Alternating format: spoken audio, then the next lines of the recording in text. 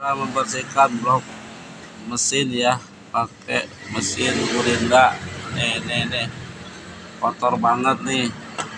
Ini nih ya, kita coba ya supaya mengkilat lagi.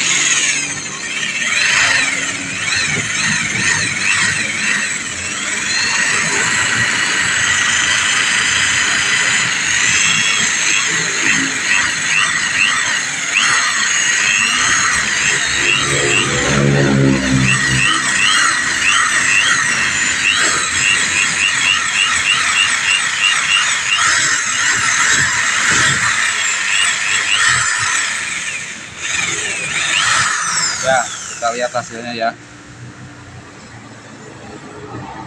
Mantap, bersih kinclong.